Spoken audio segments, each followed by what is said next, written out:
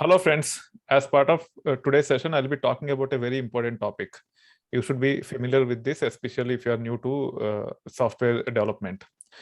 I'll be demonstrating for Python-based engineers, but irrespective of the programming language you have chosen, most of these things should be followed by you. It is not applicable only for Python. Any programming language, you have to take care of these things. Here is the detailed agenda. We'll go through the details about overview of IDEs. First, I will explain what is an IDE, and then I will talk about different IDEs so that you understand a little bit of details related to IDEs. Once we understand details about IDEs, then I will actually talk about key features of IDEs. I'll demonstrate about some of these features. And also I'll talk about the resources as part of our Udemy course, especially Data Engineering Essentials. Some of the details related to IDEs and also few other details related to application development are included in the course. I will pinpoint those and also I will actually talk about what is going to be published very soon with respect to complete application development lifecycle. And these are very, very important for you to actually take care of application development for projects. And also at times when it comes to interviews, this will come handy. Also, I'll talk about programming best practices, especially for Python programmers. There is something called as PEP8 standards. I will briefly talk about PEP8 standards, and also I will go to the details about how to use IDEs to follow PEP8 standards. I'll give a demo. I will use this piece of code which is developed by one of the developers, and then I will actually tell how to refactor that. Let me open that code here. So this is the code which I am going to use to refactor based upon PEP8 standards. That way you'll understand not only what PEP8 standards are, how to easily follow those standards using IDEs such as PyCharm. That being said, let's first talk about overview of IDEs. IDE stands for Integrated Development Environment. Okay. When it comes to Python, you can actually develop the code using different approaches. The most basic and rudimentary way is by launching Python CLI. So if Python is set up on your PC, you should be able to say Python like this. It will launch the Python CLI and you should be able to develop the code. This is the most rudimentary or basic way of developing the code using Python as programming language. Okay. However, if there are typos and if you want to write multiple lines of code to achieve something, this interface is not very friendly. It is good for exploring the APIs, but for active development, it is not good. Another interface which we typically use for active development or learning is nothing but a Jupyter-based environment. By now, most of you might be familiar about Jupyter if you have enrolled for our courses. You should be very comfortable using that by writing Python code using appropriate kernel in Jupyter, right? So Jupyter is another way of writing the code. Let me actually quickly go through those details as well before we get into other stuff. So let me open my browser here and then say g01.itversity.com. This is a Jupyter-based environment. I should be able to log in. I can create Python notebooks here, and then I should be able to practice Python using this interface. This is also primarily used for learning purpose. It is much more powerful compared to Python CLI because you should be able to edit your code and all those things. However, many people tend to use Jupyter itself even for application development. Even though Jupyter is very friendly for us to learn Python as programming language, we should not be using the Jupyter for active application development. Okay. The reason is when it comes to active application development, there are few things which you need to keep in mind. You should follow the PEP8 standards. You should be able to reformat the code easily. You should be able to refactor the code. You might be surprised by hearing these words such as refactor, reformat, etc. You will understand very soon when I actually talk about key features of IDEs. When I demonstrate details related to reformat, refactor, etc., you will be able to understand about those terms and the significance of those. With respect to Jupyter, even though it will facilitate us to learn Python quickly, it will not provide us the features such as refactor, reformat, enforcing PEP8 standards, and also integrating with Git, etc. You should be able to integrate with Git, but it is not as straightforward as it is with respect to IDEs such as PyCharm. Okay, so Python CLI or Jupyter is primarily used to learn Python, but for active application development, to develop complex applications, we will not be able to use these tools. We have to go with IDEs. That's where IDEs comes into picture. Once again, I'm reiterating, IDE is nothing but integrated development environment. It provides you all those features for you to collaboratively develop the applications, teaming up with other engineers in the team. That being said, when it comes to IDEs, especially with respect to Python as programming language, there are quite a few IDEs. One is PyCharm. PyCharm is the most popular IDE with respect to application development using Python. I'll be demonstrating a few details here using PyCharm. Another popular IDE is nothing but Visual Studio Code. Even though I will be demonstrating using PyCharm, you can actually set up Visual Studio Code, and you should be able to relate to whatever I'm demonstrating using PyCharm, and you can achieve that using Visual Studio Code also. On top of PyCharm, Visual Studio Code, there is another popular one, which is nothing but Spider. It comes with Anaconda. That is also a commonly used IDE, but PyCharm is the market leader. Most of the Python-based engineers actually use PyCharm, then Visual Studio Code, then some handful of them use Spider. So if you want to install PyCharm, it is pretty straightforward. I have covered as part of the course also. I will pinpoint where it is covered. You should be able to set up PyCharm easily.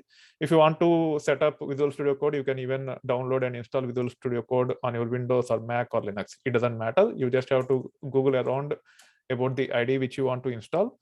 When it comes to PyCharm, there is a community edition, and also there is a professional edition. For professional, you have to pay a yearly subscription. But for now, to get started, community edition should be fine.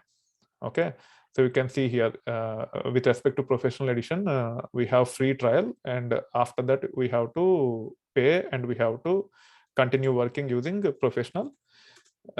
If you want, you can go with community edition.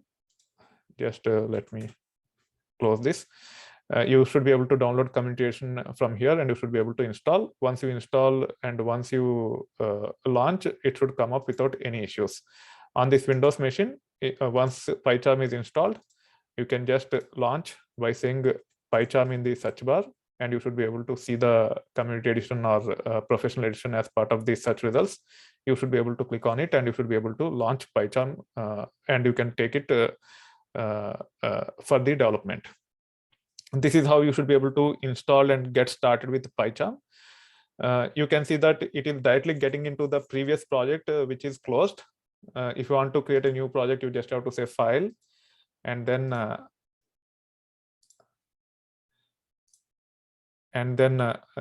new project, and you can actually get into creating the new project. I would suggest you to follow the course in Udemy and try to set up the project and practice so that you are really comfortable with it. I'll not be creating new project for now, but this is how you can start with a new project. Now, that being said, the next thing which I want to discuss is nothing but the key features of IDEs. Whether you use PyCharm or Visual Studio Code or Spider, you will see these features. They are nothing but refactoring of the code, formatting the code, using terminal, and also integration with Git. There are quite a few other features also. And also you need to practice about setting up the virtual environment, and then creating the project using that virtual environment using PyCharm. All those details are part of the course, and I will talk about the resources that are relevant for that. Okay, for now, I'll not be walking you through complete process of creating the new project and all. I will just cover some of the key features so that you really understand the relevance of using IDE, and you are motivated to start using IDE for the active application development. So the first key feature is nothing but refactoring of code. Okay, so in this case, I have an application called as Data Copier. Okay, it is there even in my GitHub repository. You should be able to download, and you can take it further. As of now, it is not completed yet, but I will be completing it very soon. Let me do one thing.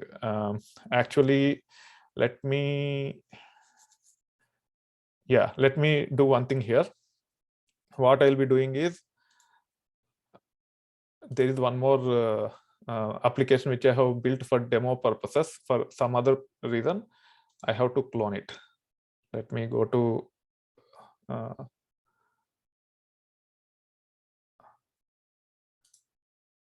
okay, let me go to repositories. This is not the one, sorry. So github.com.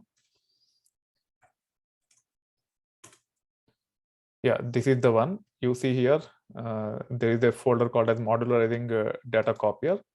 Let me quickly copy the contents of these files so that I can demonstrate about refactor, reformat, etc. I am copying this. I am pasting here. And also I need to have a couple of additional programs. Let me create those programs real quick. Read.py. You can also clone the repository, and you should be able to open this folder as a project, and you can take care of the features directly after the demo is done. But for now, as I'm not ready yet, I'm just copying this code and pasting into that so that I can get into the demo real quick. Now let me copy this. Let me paste here. I need to save.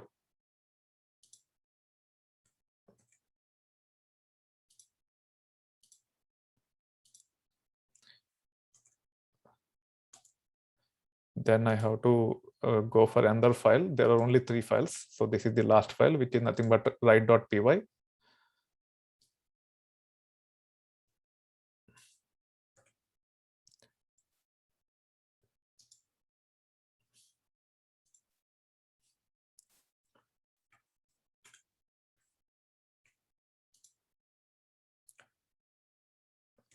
Okay. Now all the 3 programs are created: app.py, read.py, and write.py. Now the first thing what I wanted to demonstrate is nothing but reformatting the code. Let me go through the agenda here. It's refactoring of the code. Okay. What is refactor? For example, at this time, I have named this function name as load underscore. Sorry, let me reiterate this. If you look at the name of this function, it is named as load underscore db underscore table. Okay. Now in future, I just wanted to change it to something else. Instead of saying load underscore db underscore table, I just want to say load underscore table.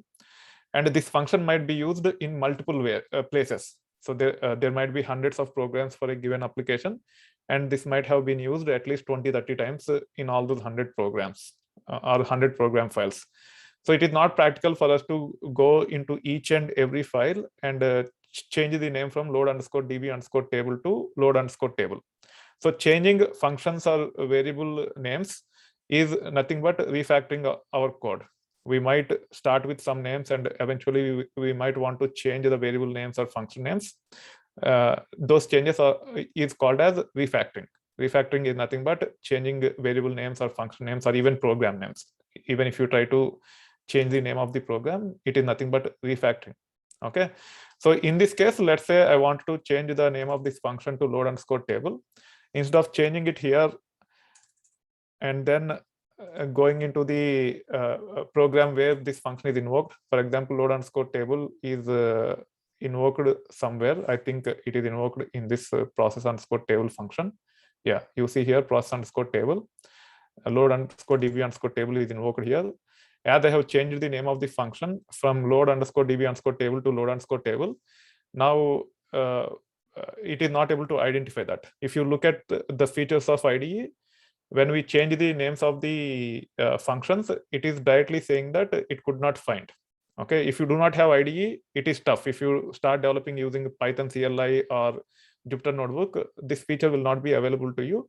You have to manually search and you have to fix. Now it is directly saying that it is not available because we have changed the name of the function.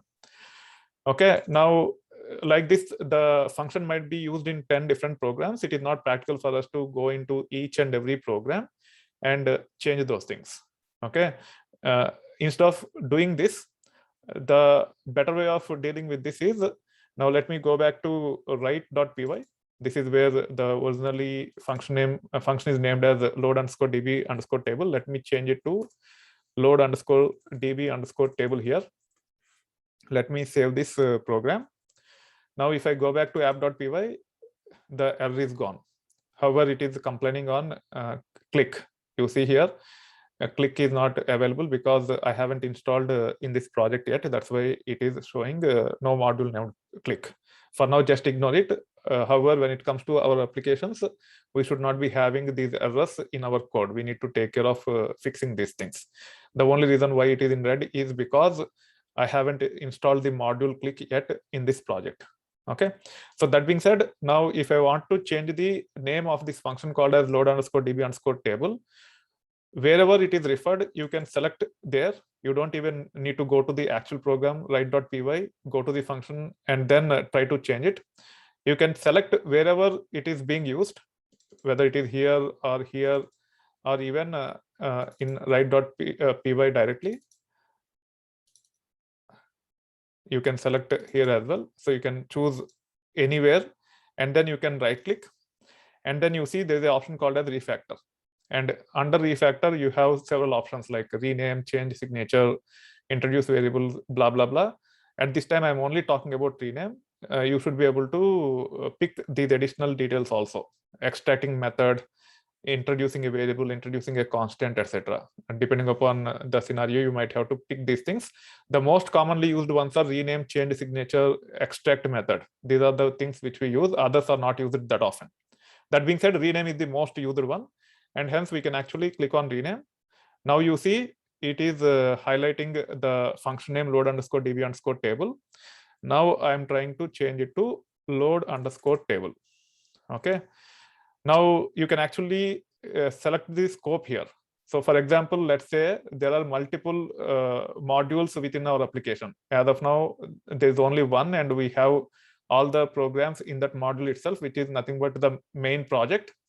But in actual project, we might have a folder called as read, which is nothing but a module which contain all the logic to read the data from sources.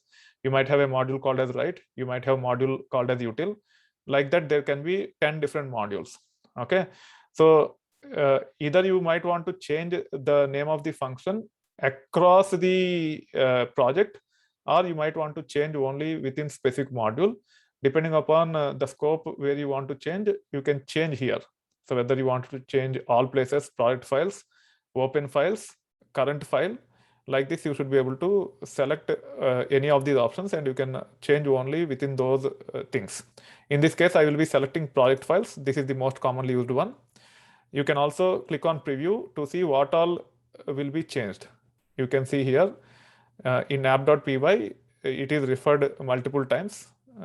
You can see here there are 4 times it is repeated in app.py, and we should be able to replace it. I think this is line number, not the number of times. So one is from write import load underscore db underscore table. However, it is repeated twice. You can see here it is only showing from the import statement perspective. So it is highlighting where it is displayed, and also it is actually showing the line number and what is the current string. So it will try to change this. That is what preview is saying. It is not actually changing. It is only previewing where it will be changing. And also you have unclassified. As part of the unclassified, under app.py, within a function called as process underscore table, at line number 10, there is a function called as load underscore db underscore table. It will try to change that as well. So you can preview the changes wherever it is going to change, and then you can actually say do refactor. Once you say do refactor, you can see that it is changed everywhere.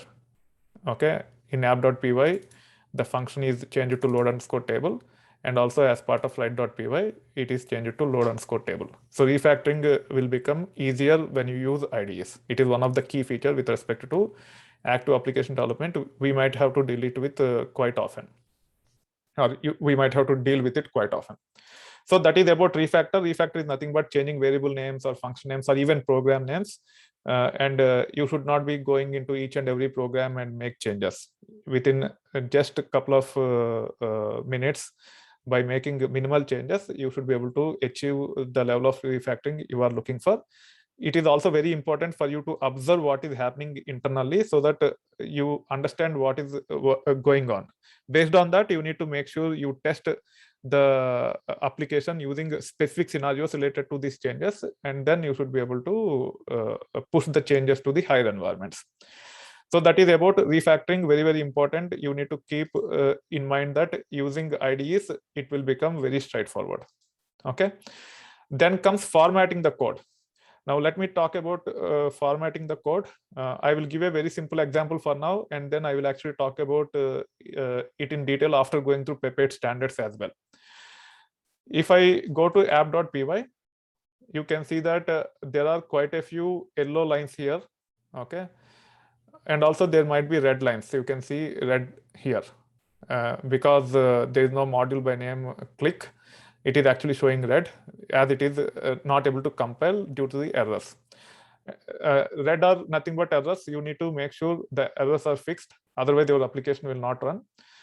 Yellow ones are nothing but warnings. Most of the cases, these warnings are related to not following Pepper standards.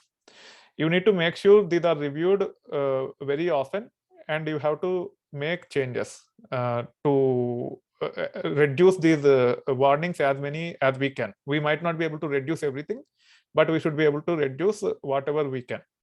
So in this case, let me actually tweak this program a little bit. I have only one line after these import statements, which is empty. And after function process underscore table, also I'm only having one line. Okay. Now here I'm deleting this. Here also I'm only having one empty line. Okay. And now you see there are more yellow lines than what we have seen earlier. Okay. And if you look at the details about those yellow lines, it will actually highlight the details related to Pepper standards. Okay, this is one thing. And the thing is, most of the time, what we do, we typically write very lengthy code in each line. Okay, and also we might not create the variables. There might be n number of things which we might make mistakes. Okay, especially when you copy the code from other repositories or from Google. When you actually copy from other repositories using Google, they might be following different standards than what we are following as part of our project. For example, they might only have 2 lines for the indentation rather than 4 lines. It is tough to reproduce it using PyCharm. The reason is you can, yeah, now it is okay. Now let me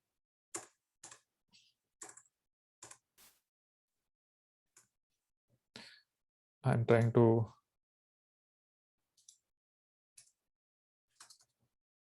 okay, so here instead of using 4 lines, I'm using only 2 lines for indentation. Okay.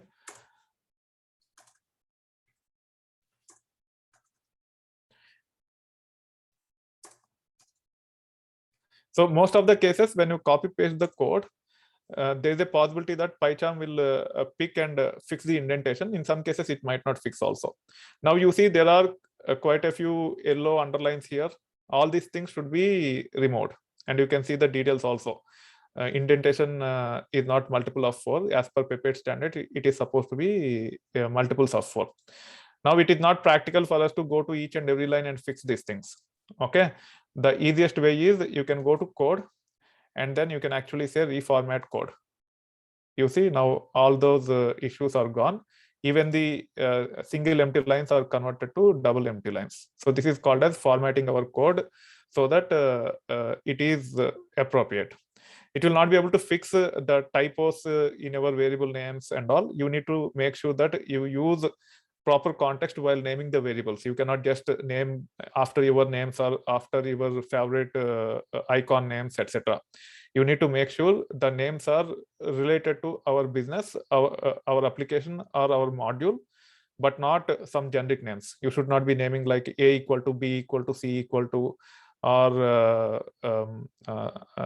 Federer equal to Federer is a popular tennis player. A lot of you might be adoring him, and many people use those names also. you should not be following those. You have to have some context related to your business or application or your module, specific to your module, and you have to start naming your variables using those. However, IDEs will not be able to capture that. You need to use your common sense, and you have to name the variables appropriately. But if the formatting is not proper, when you copy the code from other repositories and all, you should be able to use IDEs, and you should be able to format the code very quickly. Okay, so that is the advantage of IDEs, and also the relevance of formatting the code using IDEs. Now we have covered refactoring of code and formatting the code. Now let's talk about terminal. Okay, so there is a concept of virtual environments when it comes to developing applications. The advantage of using virtual environments is whatever libraries that are required for our project will be isolated within that Python virtual environment. In this case, I will not be demonstrating creating a Python virtual environment and setting up the project using that Python virtual environment and all. It is already covered as part of the Udemy course, Data Engineering Essentials. You should be able to go through those sections and you can understand. But from the perspective of terminal, I want to highlight one thing here. It has several advantages of using the terminal that comes as part of the IDE. First, let me explain what is the terminal. If you are using Mac, you can actually go to the search bar and you should be able to search for terminal and you can launch the terminal. Same is the case with Linux. If it is Windows, so now let me demonstrate using Windows. Okay, if it is Windows, then you have something called as PowerShell. Okay, so you can start searching for PowerShell. They have launched a new type of PowerShell also. Either you can use Windows PowerShell or this one. Both are almost similar. You can launch the PowerShell. It will look like this. Okay. Now, if I want to go to the folder and run something using Python CLI using PowerShell, first I need to pick the location of the project.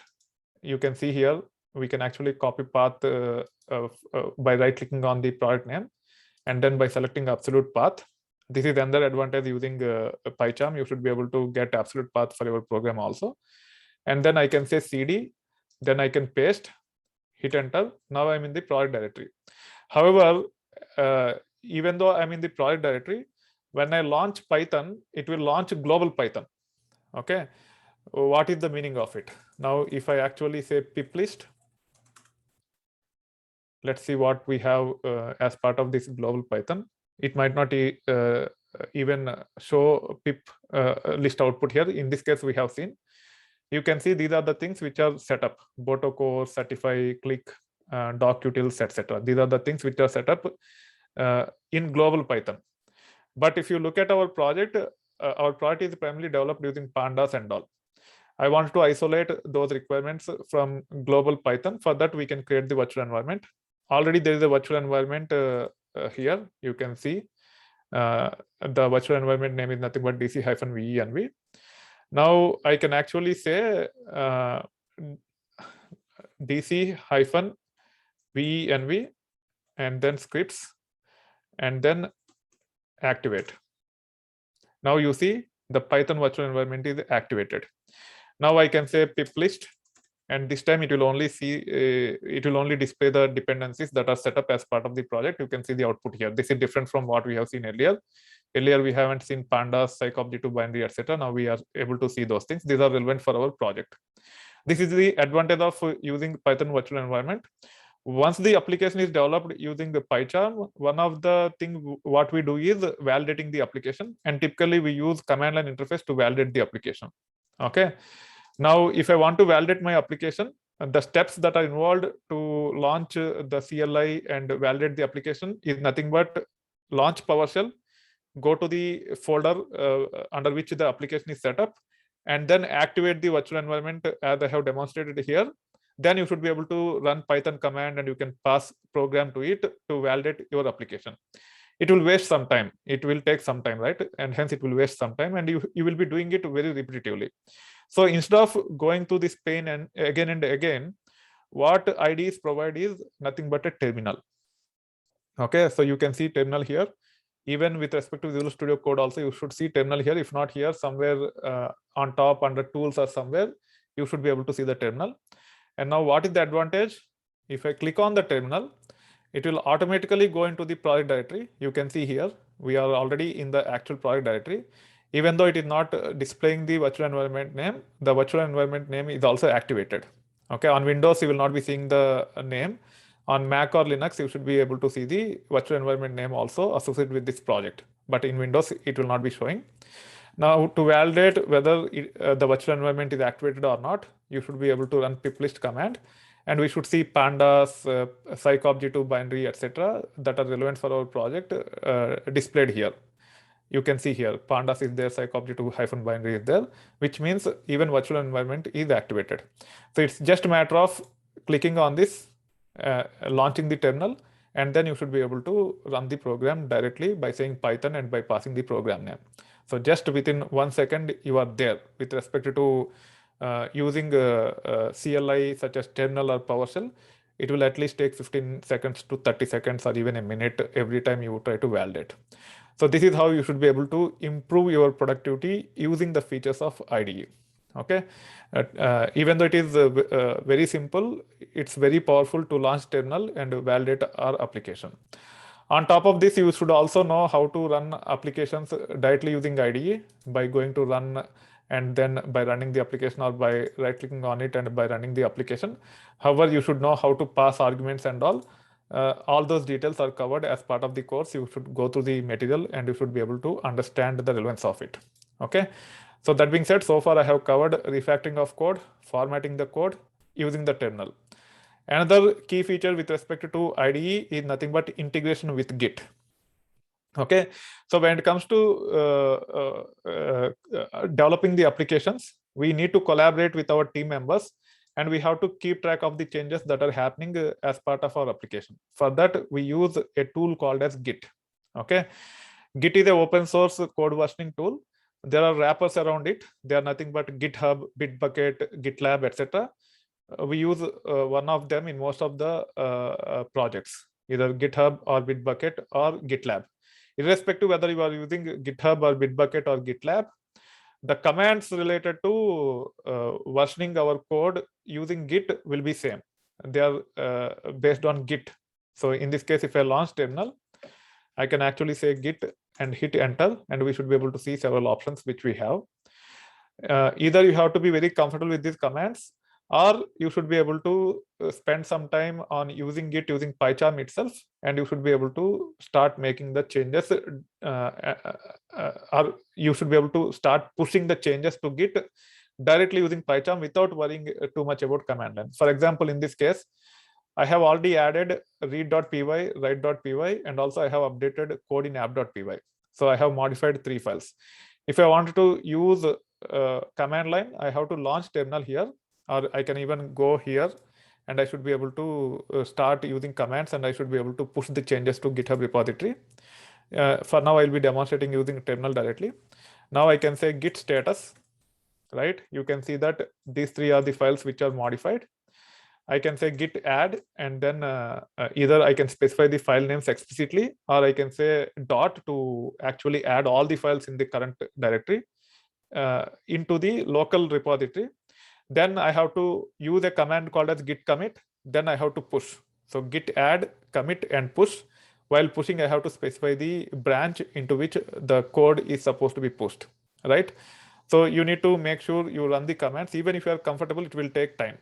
So instead of using this command line approach, what you can do is you can actually right click on the folder, okay?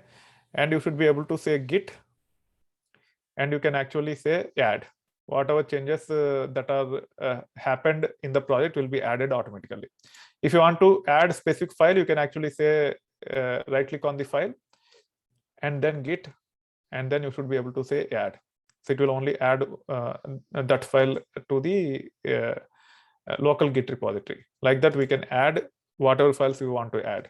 So it gives us a lot more flexibility, and also it will simplify the process to add the files and also commit and also push. Now the files are added. Okay. If I want to commit, I just have to select this, and then you can see that there is a commit option.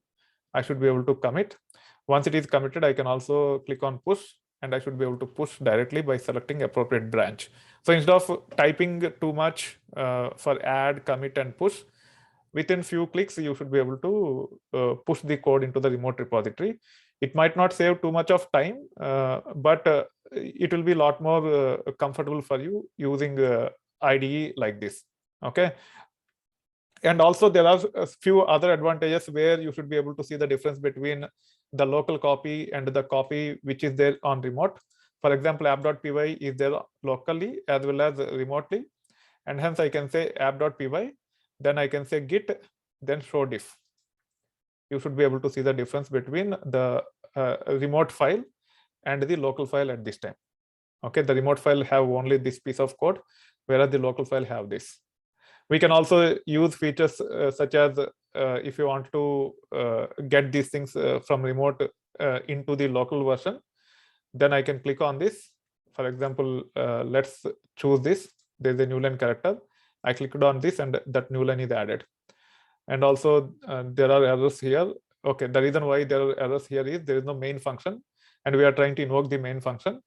As we have observed that, let's say I want to even move this main function into the local copy. So this is the local copy, this is the remote copy. Now I have clicked on it. Now it is moved here. And also I clicked on it to close the differences. Okay, it have actually replaced the other content in app.py. We have to address those things. However, it will provide you side-by-side view of the local copy and the remote copy, and you should be able to accept whatever you want by using some of these features. As you start using the Git and working with Git more and more, you should be able to understand these things. Someone is annotating. Let me clear all the annotations.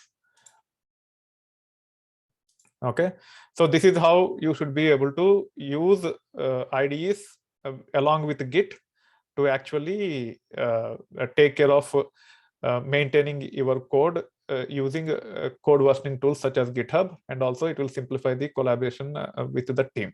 Okay, so this is another key feature with respect to IDEs. Here I have highlighted only some of the key features so that you understand the relevance of it and you are motivated to use it going forward whenever you want to develop something, even for the learning purpose. Okay, now it doesn't cover everything. Especially I haven't gone through the details about how to set up Python virtual environment, how to use it while setting up the project using PyCharm and so forth. Those details are already there as part of the course. Now let me go to my Udemy course. Okay, just give me a minute. Okay, now let me go to Udemy. Let me open the course.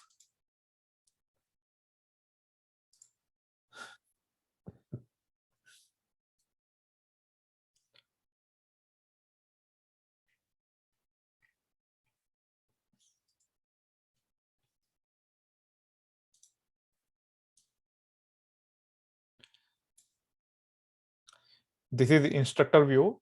I will be changing to student view very soon, and I will walk you through where the content is.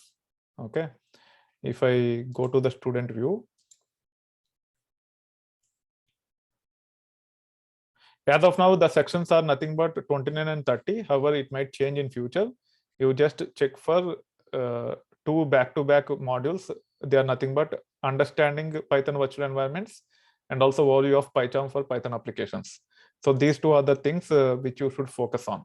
Okay, it will walk you through step by step about how to set up Python virtual environments and also how to use pip command to install whatever is required for our application. And then the next module, which is nothing but set up PyCharm, overview of PyCharm for Python applications. It will actually talk about how to set up PyCharm on Windows or Mac, how to change the settings, so and so forth, how to install Python packages, etc. It doesn't cover refactoring and reformatting yet. I will be adding those details also eventually.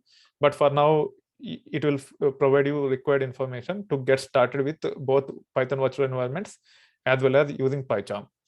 And then I have started creating created a content. The application name is nothing but data copier. Okay, you can see here. These modules will be published to Data Engineering Essentials course very soon. And it will also actually talk about how to use PyCharm and develop the complete application end to end, validate it, so on and so forth. I will also add details related to Docker and all. You should be able to go through the content and you should be able to pick up the required skills to use appropriate tools to take care of application development. In this case, we'll be primarily focusing on data migration tools, which is related to data engineering. Okay, so it is yet to be published. I'm actively working on creating the content. I have completed almost for 4 modules. Now I'm working on 5th module. There might be another 1 or 2 modules where I will be talking about Docker and all. So go through this and you will understand the complete development life cycle process. Okay, so that being said, now let me close this, but before closing it, let me reiterate. As of now, the sections are nothing but 29th and 30th, where I have covered about Python virtual environments and PyCharm for Python applications. Go through this, start exploring PyCharm so that you are comfortable with respect to active application development process. That being said, now let's talk about programming best practices for Python programmers. Almost all the programming languages will have certain standards defined, and you have to follow those standards. Without following standards, if you develop the application, it will be a nightmare for us to manage the application. Even if you are the only developer in the team, and if you start developing the application and if the application becomes very big, if you don't follow certain standards, you yourself will not be able to support your code. Okay, that's where the standardization of coding is very, very important. With respect to Python, there is a global body which actually define some standards, and those standards are called as PEP8 standards. I'll not be going through too many details with respect to PEP8 standards, but in short, you should make sure that your application is compatible with PEP8 standards. And you don't need to break your head here. You just have to make sure you use IDEs to follow proper PEP8 standards. And now let me demonstrate how to enforce the PEP8 standards on the code which is ill-written using IDE. Okay, you don't need to break too much about memorizing the standards. Only thing which you need to keep in mind is you have to modularize the code. You have to define the variable names, function names, and program names with some business or application or module context. And then you need to make sure you use IDEs to follow the defined standards.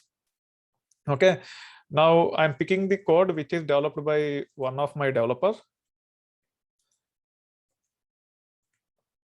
Okay, now I'm actually going to PyCharm. Let me, for now, undo all this.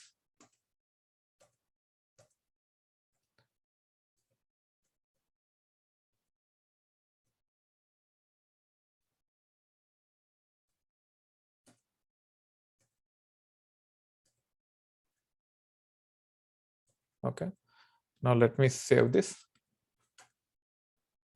Let me close this. The differences are closed. And also when it comes to IDEs, you can see that all our applications are in multiple programs. And as we open, you can see that the programs are opened in tabs, right?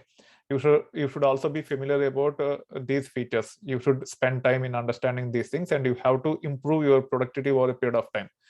Don't be robust where you only do what I am demonstrating. You should understand the tools, yeah, and you should be able to improve your productivity by exploring the tool by yourself.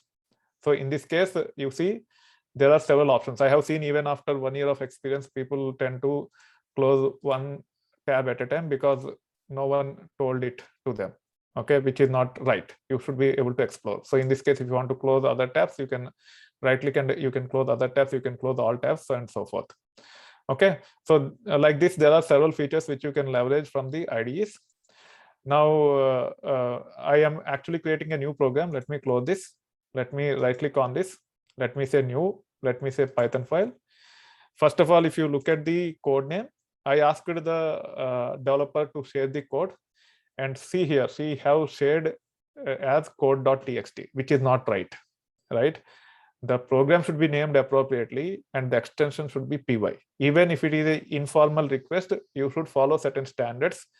That then only you will behave like an engineer over a period of time. Okay. Now I copied this code. In this case, this is related to copying files with certain names, and hence I will just say copy files for now. Okay. Automatically it will pick py extension because I have added it as a Python file. Now let me paste the code. You can see code is pasted here. Okay. Now you see here, when I paste from the text editor, it have enforced PEP8 standards in some cases. For example, if you go back to the code from where I have copied, okay, you see here there is a space after open after 2 brackets, and then there is a space here, there is a space here, there is a space here, and there is a space after 0, and again here, so and so forth. Now if you see here, all those are gone. So when you paste, automatically IDE fixes a lot of issues. Okay, that is the beauty of using IDEs. Still there might be issues. You can see here there is only one single line. I don't know whether it is violating PEP8 standard or not. If you have a function name, definitely it will fail. It will throw some warnings. Okay, for example, in this case, let's say def copy file. Okay, as of now I'm not defining any arguments. Then this is all part of that function. Okay, now you see it is showing warning here, because if you have a function after import statements with only one empty line, it is violating PEP8 standard. Whenever you see PEP8 violations, it will actually show as a warning. You can hover your mouse to that, and you should be able to see as part of the tooltip. Whatever you are seeing when I get mouse here is called as tooltip. If it is not displayed, what you can do, you can click, and then you will see this item. You have to expand this, and you should be able to see some options here. Okay, I thought it will also show tooltip, but it did not for whatever reason. So this is how you should be able to get the details. So click your mouse somewhere and just hover your mouse. Don't click on that, and you can see the details about why it is actually showing that warning. Then you can actually click on reformat the file, and most likely it will reformat everywhere. You can also click on more actions, and you can actually see more actions also on that. So if you reformat, I think it will reformat the entire file. You can look into those details, and you can take care of whatever is missing. That being said, there is another warning here. You can see here, it is saying the line is too long. It have invalid escape sequence. It have so the reason why it is throwing these errors is whenever you are accessing the files from Windows, okay, as part of the path, the backward slashes are supposed to be escaped. As they are not escaped, it is showing those 3 warnings after the first one. Invalid escape sequence backward slash dot, which is nothing but this one, and then the backward slash C, which is nothing but this one, and also I think at backward slash S also it is showing error. Okay, now we have to change this to double backward slashes. It is not a good idea to actually type one at a time. What you can do is you can click on more actions. Okay, and let's see if this will reformat. It doesn't. I think there should be a way to add all the backward slashes with escape. Let me see if it will have anything like that. Okay, this is different. Convert double quoted string to single quoted string. Even then it is not changed. So in the worst case, you have to fix the error by yourself. I thought it will take care of changing these things with a click of button, but there is nothing like that, and hence I am doing it manually for now. So I have to escape all backward slashes like this. It is also complaining on length of the string. You can actually think about how to reduce it. Okay, in many cases we will have multiple variables, and using multiple variables will be building the fully qualified path. As long as you use those variables, you should be fine. Okay, now if I hover the mouse here, as part of the tooltip, it is only talking about line too long. The others are fixed. I have fixed them manually. So in some cases you have to fix manually. In some cases you can fix by just clicking a button. So in this case, let's see if it will provide any other options. It is not providing any options. You just have to take care of this using a different approach. Like this, you should be able to clean up your code. I'm using a very simple code that is developed by the developer. At least there are 5 to 6 issues in this code, and within just a few minutes we should be able to fix if you use the IDEs. And don't break your head about memorizing PEPATE standards, but you should be able to enforce PEPATE standards by going through the warnings. Okay, especially if something is highlighted, you just go through the warnings, try to fix as many of them. In many cases, we will not be able to fix all of them, but we can fix as many of them. If you don't want to fix and if you want to ignore, if your team is okay with it, then you can actually say ignore errors like this so that all the warnings are gone over a period of time. Okay, so this is how you should be able to take care of formatting your code appropriately, especially by following the PEPATE standards. Okay, so this is about a brief overview of PEPATE standards and also how to enforce PEPATE standards using IDEs such as PyCharm.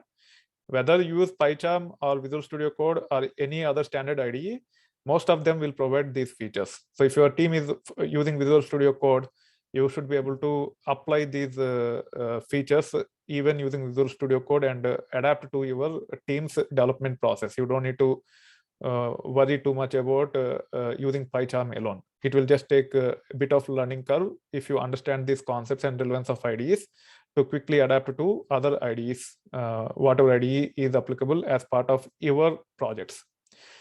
That being said, that's it for today. I hope you enjoy the session. I'll be uploading the video to YouTube and I will be sharing the link on the YouTube.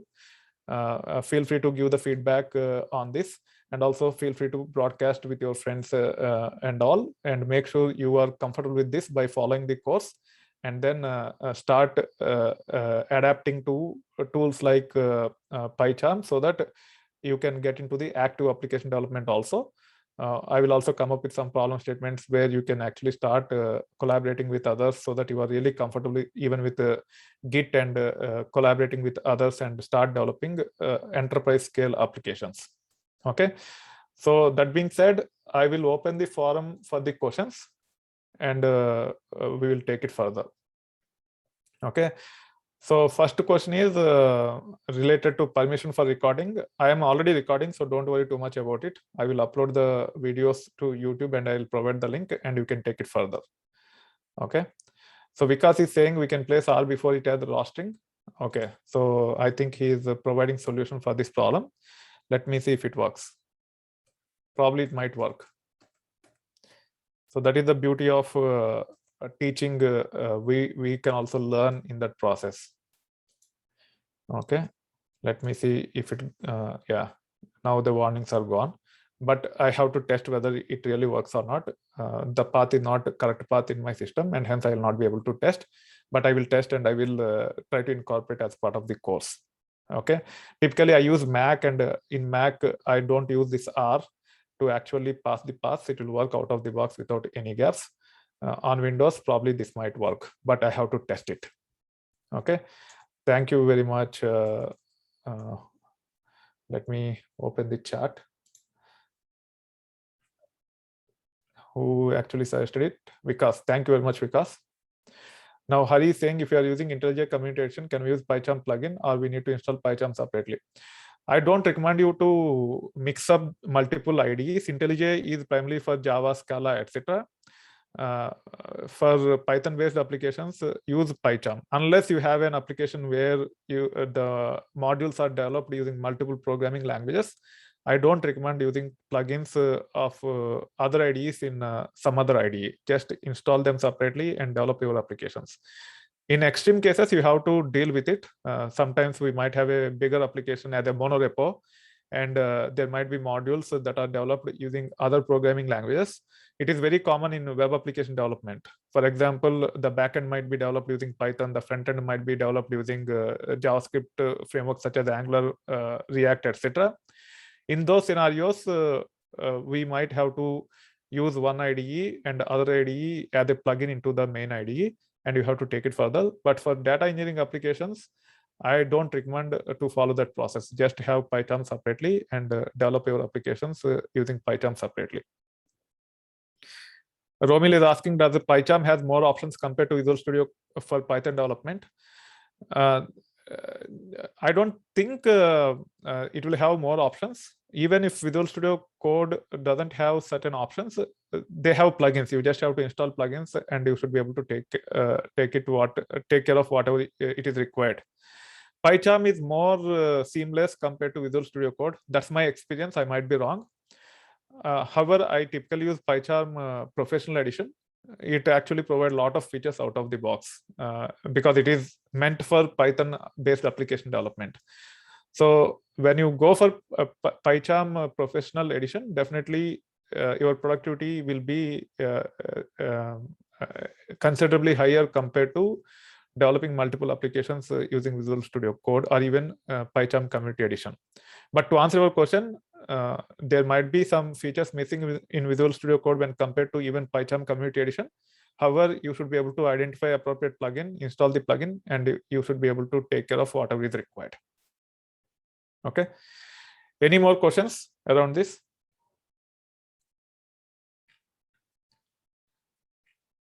Okay, then if you guys don't have any questions, thank you very much for joining the session. As I have mentioned to you earlier, I'll be sharing the recording in YouTube after it is uploaded. Feel free to watch whenever you want, and also feel free to share the feedback. Don't forget to like if you like the video. And also when you actually go to the content on Udemy, make sure you give 5-star rating so that it will reach out to more and more audience. And also feel free to provide any feedback on Udemy also.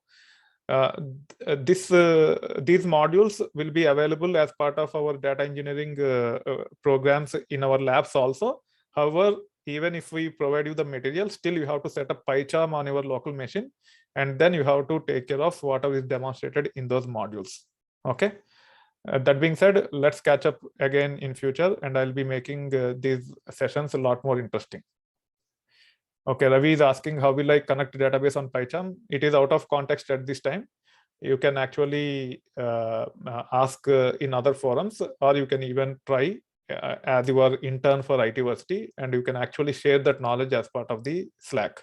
Okay, so for today, I just want to demonstrate some of the key features with respect to PyCharm, so that you are motivated to start using PyCharm and overcome that initial apprehension or fear that you are using a completely new tool for the application development. That's the main agenda for this today's session.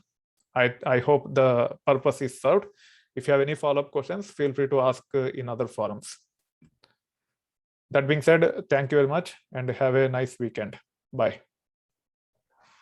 Thank you.